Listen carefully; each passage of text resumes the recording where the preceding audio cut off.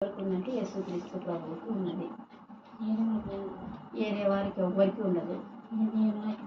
దేవుని వాక్యము యేసు ప్రభువుకే అని ఆది యందు వాక్యం ఉండెను, ఆ వాక్యము దేవుని యొద్ద ఉండెను, ఆ వాక్యము దేవుడై ఉండెను, ఆ వాక్యము 14 వచనం, ఆ వాక్యము శరీరధారి అయి కృపా సత్య సంపూర్ణుడుగా మన మధ్య నివసించెను అని రాస్తాడు.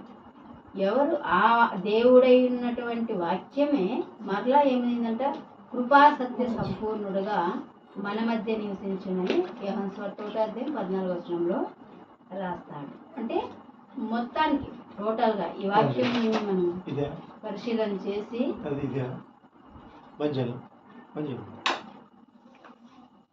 మాట్లాడితే వాక్యం అనగా ఎవరంటే యేసుక్రీస్తు ప్రభు అని గుర్తుపెట్టుకోవాలి. ఇది టోటల్గా ఇక్కడ చెప్పబడిన ఈ మాటల్లో నీ వాక్యము నా పాదములకు దీపము అని రాస్తున్నాడు.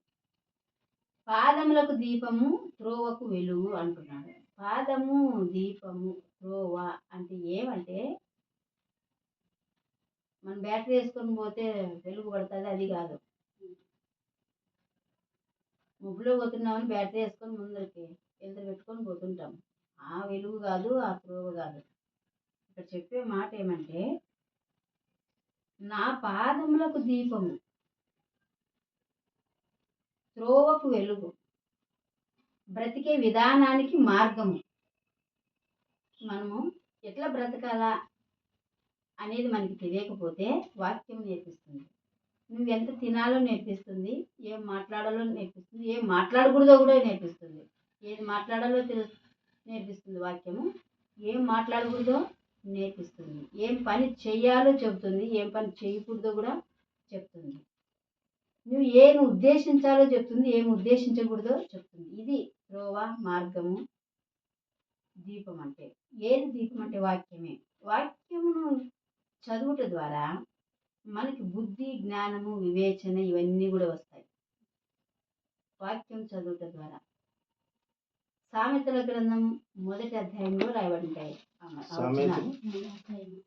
4వ వచనం అనుకుంటాను. ఏమంటే యవనస్తులకు బుద్ధి వివేకం ఇచ్చే వాక్యములు, మాటలు అనే సారాంశం వచ్చే మాటలు రాయబడి ఉంటాయి. బుద్ధి, జ్ఞానము, వివేచన ఇవన్నీ వస్తాయంట వాక్యంలో. వాక్యం చదివే వాళ్ళకి ఎట్లా బ్రతకాలి అనే విధానము తెలుస్తుంది. ఆ బ్రతికే విధానంలో ఎలాంటి తొందరపాట్లు ఉండవు, లోట్లు ఉండవు, ఎలాంటి పొరపాట్లు కూడా ఉండవు. వాక్యము తెలియకపోతే కొన్ని తొందరపాట్లు అవుతాయి. ఎట్లా తొందరపాట్లు అవుతాయి అంటే మనస్సాక్షిని బట్టి నడుచుకునే వాళ్ళు ఉంటారు, అట్లా కూడా తొందరపాట్లు కలవు. కానీ మనస్సాక్షిని కూడా చంపుకొని బ్రతికే పరిస్థితులు ఏర్పాటు అవుతాయి. అట్లాంటి సమయంలో వాక్యం ఏం చేస్తుందంటే సరైన మార్గంలో చక్కగా సూటిగా అటు ఇటు తిరుక్కోకుండా నడిపిస్తుంది వాక్యం. అటు ఇటు చక్కగా అంటే పాపంలో పడిపోకోకుండా, చెడులో పడిపోకోకుండా, పేదరికంలో పడుకోకోకుండా, ఇంకా అపాయాల్లో పడుకోకోకుండా నడిపిస్తుంది వాక్యం, దేవుని యొక్క వాక్యం. కాబట్టి భక్తుడు పలుకుతున్న మాట ఏంటంటే నీ వాక్యం నా పాదములకు దీపము. అంటే వాక్యం తెలిస్తే మన జీవితము వెలుగుమయమై ఉంటుంది. అందుకని ప్రతిరోజు వాక్యమును చదవాలి. ఏది వాక్యము? వాక్యం అంటే ఏమి? ఏది వాక్యం అంటే బైబిల్ గ్రంథంలోని మాటలు. ఈ బైబిల్ గ్రంథం ఉందే, ఇదే దేవుని యొక్క వాక్కు. దేవుని నోటి నుంచి బయలుదేరే మాటలు ఇవి. యేసుక్రీస్తు ద్వారా బయలుపడుతున్నటువంటి మాటలు ఇవి. ఈ మాటలు మనం చదువుతున్నప్పుడు మనం ఏ విధంగా బ్రతకాలి, బ్రతికే అనేది తెలుపుతుంది. ఆ బ్రతికే మనకు వెలుగుగాను, దీపముగాను, ఇతరులకు వెలుగిచ్చేదిగాను ఉంటుంది. వాక్యం లేకుండా బ్రతికే వాళ్ళు కూడా ఉన్నారు. అవి కొన్ని అక్రమంగా బ్రతుకుతుంటారు.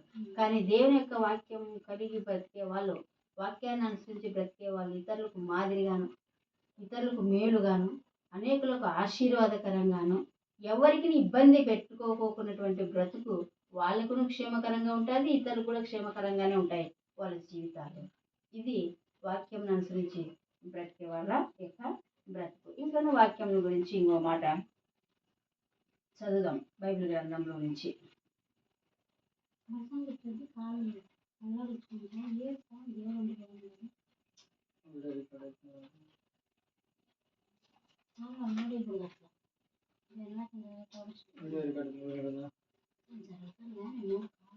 ఉండంటే మళ్ళీ అది ఏమంటారు అరికా అంటే మళ్ళీ అదేమో